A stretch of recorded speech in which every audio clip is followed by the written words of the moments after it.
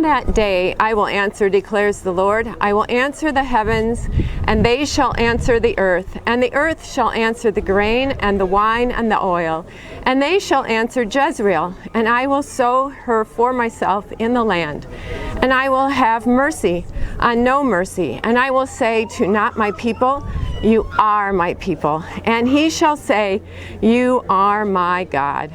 Hosea 2, verses 21 to 23.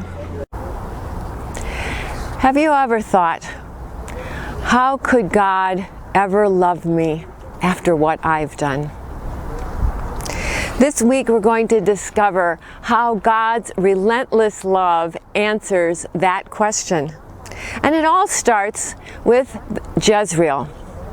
You may have noticed that I mentioned that name in the passage that I was reading. Today, I'm in the Jezreel Valley. The fertile soil of this valley is perfect for growing corn and wheat and sunflowers. Look around and see the beauty of Jezreel. The name Jezreel has special significance in the book of Hosea. You might recall from the first chapter that God named Hosea's first son Jezreel. Now, why name a baby after a valley? Well, the name Jezreel means he sows, as in sowing seeds. So the name could have the meaning of abundance, but God used this name to announce the destruction of a dynasty.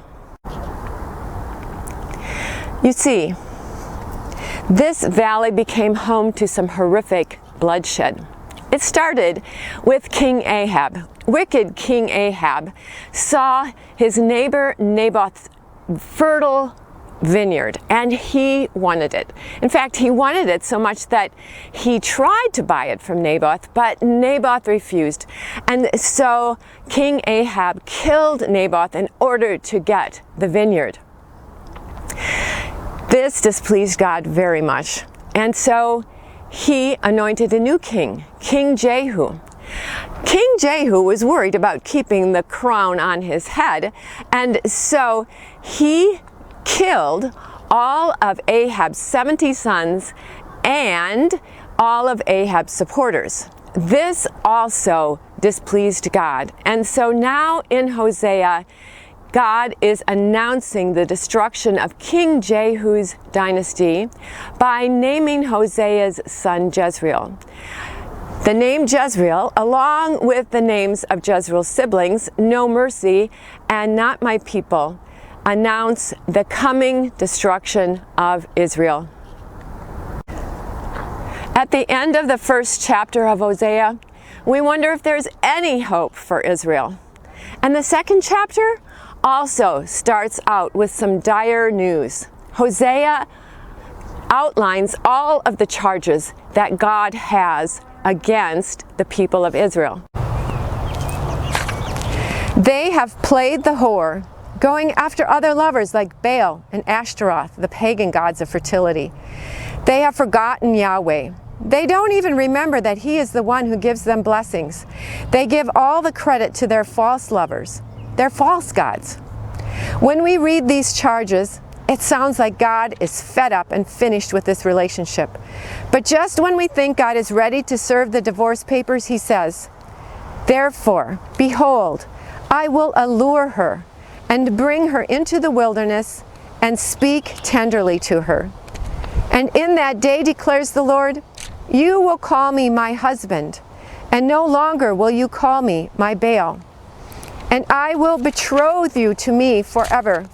I will betroth you to me in righteousness and in justice, in steadfast love and in mercy. I will betroth you to me in faithfulness, and you shall know the Lord." What? He doesn't want a divorce? Just when we thought Yahweh would take Israel to court, He instead courts her like a lover. God can't give up on His people. He allures His beloved. He speaks tenderly to her. This is one of the great and gracious reversals in the book of Hosea. God's relentless love means that, in the end, God's people will call Him their husband. He will sweep them off their feet, and their relationship will be an intimate marriage. Instead of curses, they will once again experience Jezreel as a place of abundance.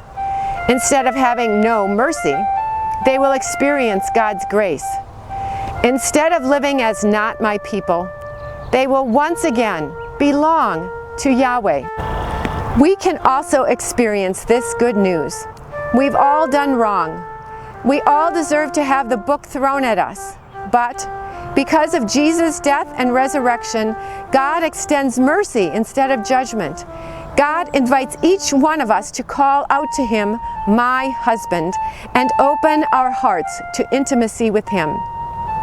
The one who created us in His image and gave up His own Son so we could live with Him forever, asks us to simply receive His relentless love.